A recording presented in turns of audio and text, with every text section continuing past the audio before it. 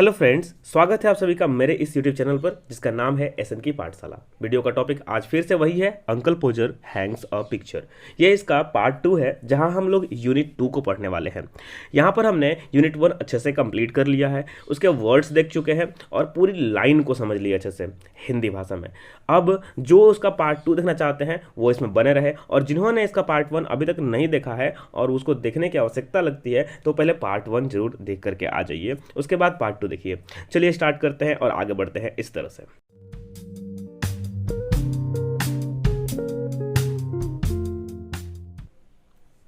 तो जैसा कि आप देख रहे होंगे यहाँ पर आगे जाने पर आपको पार्ट 1 ये खत्म होता हुआ दिखेगा और उसके बाद पार्ट 2 यहाँ पर से स्टार्ट होता है।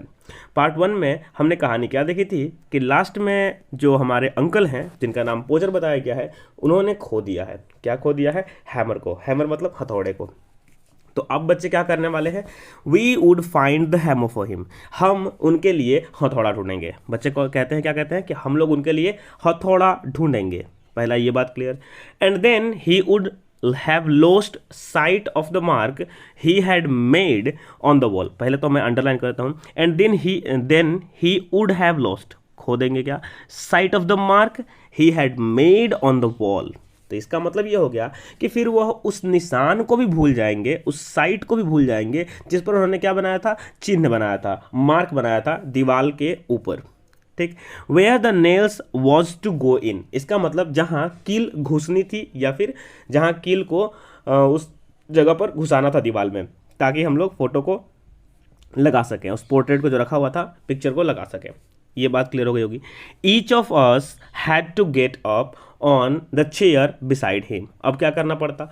उनके बगल में, अब हमें चेयर पर, ईच ऑफ अस प्रत्येक को had to get up. Get up का मतलब हो गया उस कुर्सी पर जो रखा गया था उसके बगल में, उस पर उठना पड़ता है, चढ़ना पड़ता। फिर क्या करना पड़ता? बिसाइड हिम यानी उनके बगल में जो था। एंड सी, और उसे देखना पड़ता, वी कुड फाइंड इट, कि क्या हम उसे खोज सकते हैं कि नहीं। तो इसका मतलब क्या हुआ कि हम में से प्रत्येक को उनके बगल में रखी कुर्सी जो थी उस पर, उसको उठाना था, उस पर चढ़ना था और देखना था कि क्या इसके पास वो जो हैमर था वो हो सकता है कि नहीं हो सकता है। इतना हो गया। We would each discover it in the different place. अब we would each discover it in the different place and he would call us all fools. तो इसके बाद क्या बोलते हैं कि हम में से प्रत्येक इसे एक अलग अलग जगह पर खोजेगा। हम लोग खोजने में लग जाते हैं। ठीक, हमने डिसाइड किया कि चलो तुम वहाँ खोजो, तुम वहाँ खोजो। और तब वो हम लोगों को क्या कहते हैं, सभी को, कि तुम सब मूर्ख हो। कॉल अस का मतलब होता है बुलाना। क्या कह के? ऑल ऑफ अस फूल कह के। आई थिंक ये बात क्लियर हो गई होगी।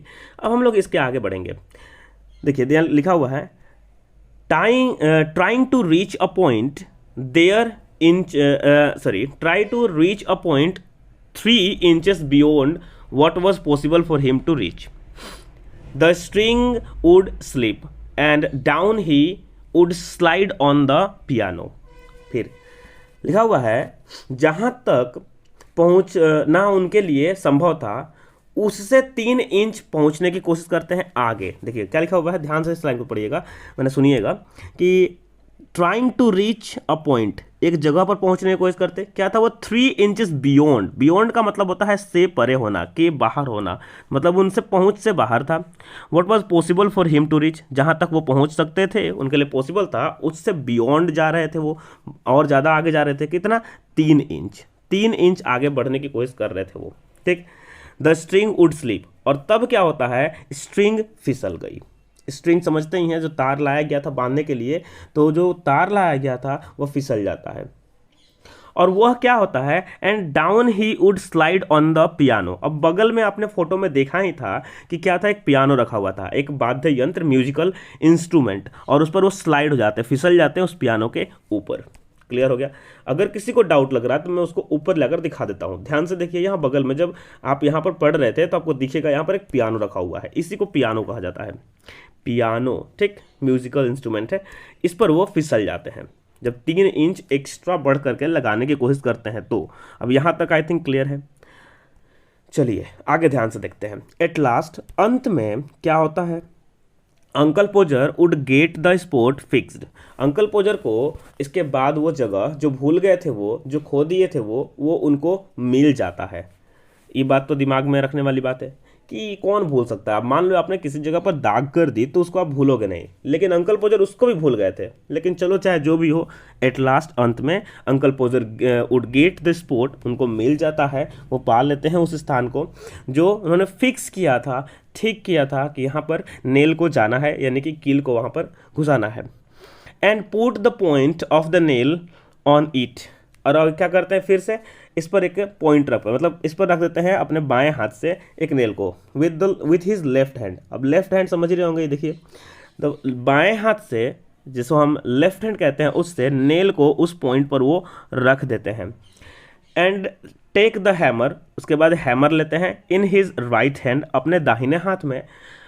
And with the first blow, और पहली बार में he would smash his thumb, अपने ही अंगूठे को कुचल देते हैं।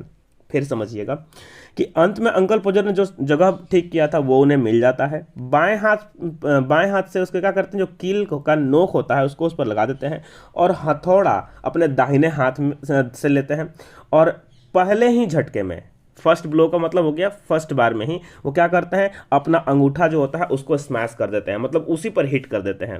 कहने का मतलब है कि अंगूठे पर उन्होंने प्रहार कर दिया। एंड ड्रॉप द हैमर, इसके बाद हैमर को गिरा देते हैं। विथ अ येल, येल का मतलब होता है चिल्लाना, चिल्लाते हुए, ऑन समबडीज टोज, यानी कि खुद के अंगूठे को फोड़ लिए हैं। उसके बाद उस जो आपको हैमर है वो चिल्लाते हुए किसी और के पैर पर गिरा देते हैं। ऐसा कहानी में हुआ। अब समझ लो, एक पर्सन जिसने कहा था कि मैं खुद अकेले सारा काम कर दूंगा, मैं इस पिक्चर को अकेले लगाऊंगा, किसी को डिस्टर्ब नहीं होना है, सभी को डिस्टर्ब भी किया, उसके बाद खुद को तो डिस्टर्ब किया ही, और कितने टाइम से ट्राई कर रहा है एक फोटो लगाने का जो उससे नहीं लग रहा है। अब उसने खुद की हाथ को कुच दिया है, यानी कि कह सकते हैं कि स्मैश कर दिया है, और दूसरे के पैर पर हैमर हथौड़े को गिरा दिया। यहाँ तक कहानी हो गई। आगे बढ़ते हैं। अब लिखा हुआ aunt Maria would mildly observe that. फिर से अब यहाँ से स्टार्ट करते हैं। आंट मारिया हल्के से इन सब चीज़ों को ऑब्जर्व करती है, यानी कि देखती है। आंट मारिया पता ही चला गया होगा।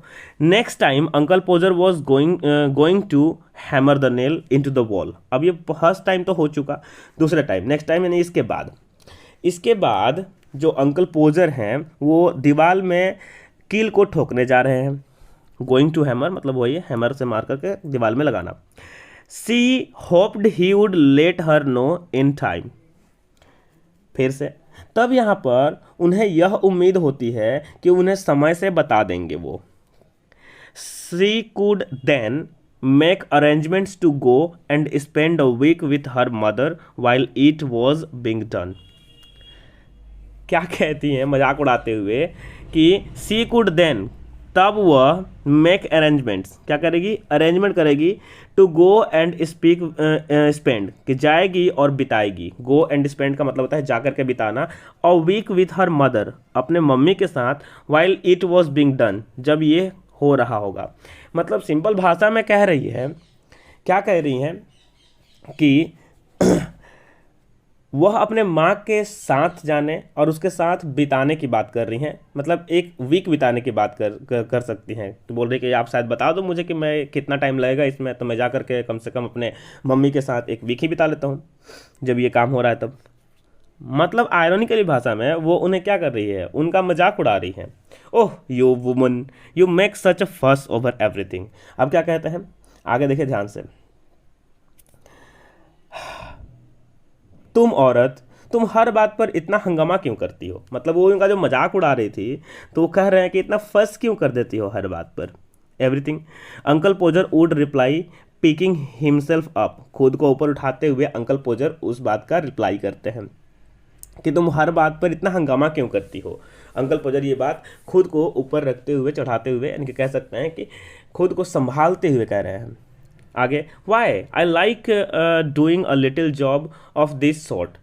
अब वो क्या कहते हैं, क्यों, मुझे इस तरह का छोटा काम करना पसंद है, इसीलिए लेकिन करता हूँ मैं, लेकिन तुम हो कि हर बात का मजाक बनाते रहती हो।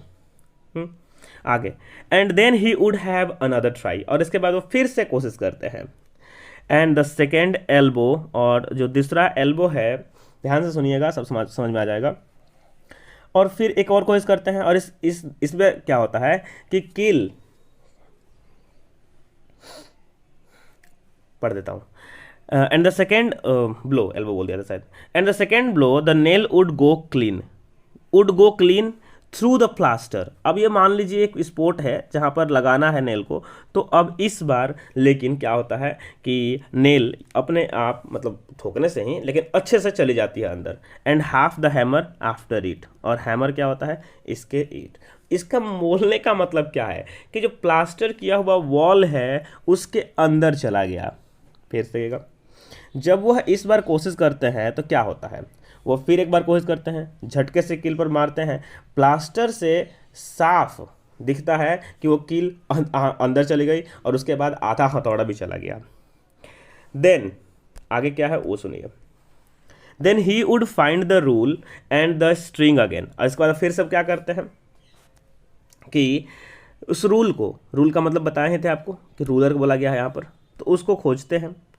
तो उसके बाद वो फाइंड करते हैं रूल को, साथ में स्ट्रिंग माने उसी धागे को जिसको बांधने के लिए मंगाए थे, and a new whole was made. और तब यहाँ पर क्या होता है, एक नया होल फिर से बनता है। क्यों? क्योंकि जो होल उन्होंने बनाया था उसके अंदर कील चली गई जो अंदर तक चली गई, और उसी जगह पर एक बड़ा होल हो गया क्योंकि उसके अंदर हैमर भी चला गया।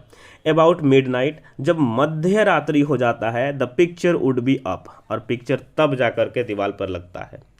वेरी क्रुक्ड एंड इनसिक्योर, मैंने काम तो कर दिए हैं लेकिन अभी भी क्या है, यह बहुत क्रुक्ड है यानी टेढ़ा मेढ़ा है, साथ में इनसिक्योर है, असुरक्षित है, यानी कि ये फोटो कभी भी गिर भी सकता है। तो उन्होंने पूरा ट्राई करने के बाद, कई बार फेल होने के बाद, अब उन्होंने पिक्चर को लगा दिया फाइनली रात के समय, ठीक, मिडनाइट माने मध्य रात्रि के टाइम तक। और इस समय क्या देखा गया कि ये जो पिक्चर है वो पूरी तरह से क्या है, क्रुक्ड हो चुका है। अब इसका मतलब बताइए, टेढ़ा मेढ़ा हो चुका है, साथ में इनसिक्योर भी है क्योंकि हो सकता है कि वो किसी भी वक्त गिर जाए। चलिए इसके बाद थोड़ा सा और बचा हुआ है, पेशेंस के साथ समझ लीजिएगा, पूरा क्लियर हो जाएगा। There you are he would say, इसके बाद वो क्या करते, कहते अरे तुम लग गए, stepping heavily off the chair on to the chair women's cord. यहाँ सुनेगा आप, देयर यू आर मैंने तुम अब यहाँ पर लग चुके हो, वो कहते हैं, और कुर्सी से जोर से उतरकर सफाई कर्मी के कॉर्न्स पर। अब इसका कोई मतलब नहीं हुआ। देखिए यहाँ पर एक बात लिखा हुआ है, a woman who arranges the coal in a house.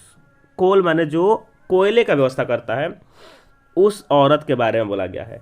There you are he would say stepping heavily off the chair on to the chair women's code, खुद पढ़ना, एंड सर्वेइंग द मेस, और जो इन्होंने ये गड़बड़ किया है उसको ध्यान से देखते। He had made with the evident pride, माने कि पूरी प्राइड के साथ वो क्या करते, जो गंदगी उन्होंने की थी उसकी सर्वेक्षण करते, उस चीज़ को क्या करते, सर्वे करते, देखते। प्राइड का मतलब हो जाएगा गर्व के साथ, ठीक। Why some people would have had a man in to do a little thing like that. Why माने क्यों, आखिर क्यों कुछ लोगों के पास ऐसा छोटा सा काम करने के लिए एक आदमी की आवश्यकता पड़ती है। वो खोजते हैं किसी एक पर्सन को, would have had a man, उनको दरकार पड़ जाता है एक व्यक्ति का, to do a little thing like that, इस तरह का छोटा कार्य करने के लिए।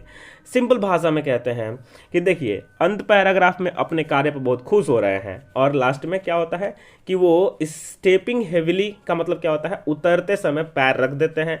चेयर वुमन का मतलब क्या बताया गया है यहाँ पर कि एक ऐसी औरत जो उनके घर में कोयले की सप्लाई करती है उसके ऊपर, और तब पूरा मेस फैलाते हैं, उसको देख करके, जो फैला कर रखे हैं उसको देख करके पूरा प्राइड हो जाते हैं, खुश हो जाते हैं, गर्वान्वित महसूस करते हैं, और प्रश्न करते हैं कि आखिर क्यों दरकार पड़ता है लोगों को इतने छोटे छोटे कार्य को करने के लिए भी किसी आदमी को हायर करने की। हाँ, वो मैं खुद ही कर लेता। तो वही बता रहे कि मैं कर लिया है कार्य, लेकिन इस कार्य को करने में उन्होंने कैसा एक अनुभव दिया पूरे परिवार को, आप देख सकते हो। यहाँ ये क्लियर हो जाता है। साथ में कुछ वर्ड्स हैं, ऐसे स्मैश का मतलब क्रैश कर देना, क्रैश आप समझ जानते हैं, ठीक, किसी चीज़ को तोड़ देना। येल शाउट मतलब हो गया। फर्स्ट का मतलब क्रिएट ट्रबल, परेशानियां उत्पन्न करना, क्रुक्ड नॉट स्ट्रेट यानी कि टेढ़ा मेढ़ा कह सकते हो उसको। उसके बाद है इनसिक्योर अनसर्टेन, कभी भी गिर सकता है वो, डर है यानी कि भय रहना, अनिश्चित हो जाना। चेयरवुमेन एक बता ही दिए। मेस का मतलब डर्टी स्टेट ऑफ थिंग्स, पूरा घर को गंदा कर दिए थे, उसी के बारे में बताया गया। तो यहाँ ये पूरा चैप्टर कंप्लीट होता है। आई थिंक आपको समझ में आ गया होगा। कहीं भी किसी लाइन में कोई भी डाउट हो आप मुझे कमेंट सेक्शन में लिख के बताएं। पसंद आने पर वीडियो को लाइक कर दीजिएगा एक छोटा सा, और उसके बाद हम लोग मिलेंगे ऐसे ही एक और इन्फॉर्मेटिव वीडियो में। तब तक के लिए जय हिंद।